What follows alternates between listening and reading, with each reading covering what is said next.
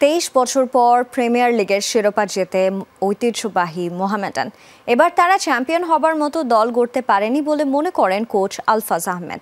সেজন্য দীর্ঘদিন ধরে ক্লাবটির নির্বাচনহীনতাই দায়ী। 12 সেপ্টেম্বর চ্যালেঞ্জ কাপ দিয়ে শুরু সাদা কালোদের নতুন মৌসুম মিশন। সেজন্য শনিবার প্রথমবারের মতো অনুশীলন করেছে ক্লাবটি। নতুন ব্লেন্ডে আরো রিচ অ্যারোমায় সেলন ফ্যামিলি ব্লেন্ড টে। ফুটবল টিম গেম, এখানে যেমন কাঁধে কাঁধ মিলিয়ে লড়তে হয়, তেমনি কেউ পেছন থেকে টেনে ধরলে ছুটতেও জানতে হয়। পরীক্ষায় সফল হলে মৌসুম শেষে তখন এভাবেই মাথায় তুলে নাচবেন পাগলাটে সমর্থকরা।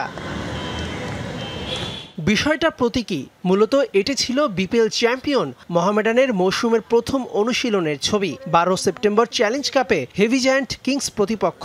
সেই ম্যাচকে সামনে রেখে নতুন প্র্যাকটিস কিট গায়ে জড়িয়ে প্রায় 1 মাস আগে ট্রেনিংয়ে নিজেদের ঝালিয়ে নিল ঐতিহ্যবাহীরা। শুরুটা একটু দেরি হয়ে গেছে। আমি আরও আগে টিম চেয়েছিলাম। আসলে আমি তো কোচ, আমাকে টিম বুঝাই দিলে আমি তখন থেকে শুরু করব। ক্লাব একটু ডিলে করেছে, তারপরও এই ম্যাচটা আমরা আসলে চ্যাম্পিয়ন ফাইটের ওইরকম মানসিকতা নেই, বাট আমরা প্র্যাকটিস ম্যাচ হিসেবে নিব এবং যদি আমরা জিতি অবশ্যই আমাদের প্লাস পয়েন্ট। নতুন ফরেনার আসছে, ওদের সাথে মানিয়ে নিতে একটু সময় লাগতে পারে। আর আলহামদুলিল্লাহ আমাদের দল পুরান প্লেয়ারই বেশি রয়েছে, ফরেনার নতুন, তো ওদের সাথে মানিয়ে নিতে একটু হয়তো সময় লাগতে পারে।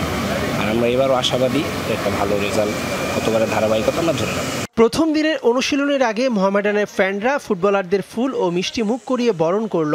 15 জন ফুটবলার এদিন অংশ নেয়, বিদেশিরা অংশ নিতে পারে 21 আগস্ট। মোহামেডান সবসময় আন্ডারডগ প্লেয়ারগুলাই নেই আমি মনে করি, কারণ ওরা মনে করেন যে হয়তো কোনো হাইপে থাকে না, বাট রিসেন্ট আসার পরে পারফরমেন্স করে ওরা দেখছেন বিগত দিনেও।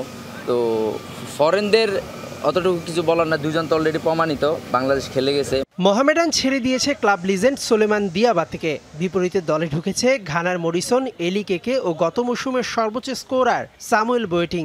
সাদা কালোদের কোচ আলফাজ মনে করছেন গতবারের চেয়ে এবার শক্তিমত্তায় কিছুটা কম এই মোহামেডান। আমরা লাস্ট ইয়ারের চ্যাম্পিয়ন, বাট এই বছরের টিমের তুলনায় আমরা চ্যাম্পিয়ন টিম করতে পারিনি।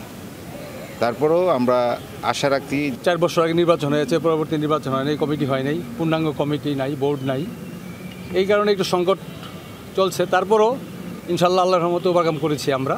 ঐতিহ্যবাহী মোহামেডানে দীর্ঘদিন ধরে হয় না নির্বাচন, তাই আর্থিক টানাপোড়েনের মধ্যেও পড়েছে। এভাবে চললে শিরোপা ধরে রাখা কঠিন হবে বলে মনে করেন ক্লাব পরিচালকরা। মেহেদি নাইম, যমুনা স্পোর্টস, ঢাকা।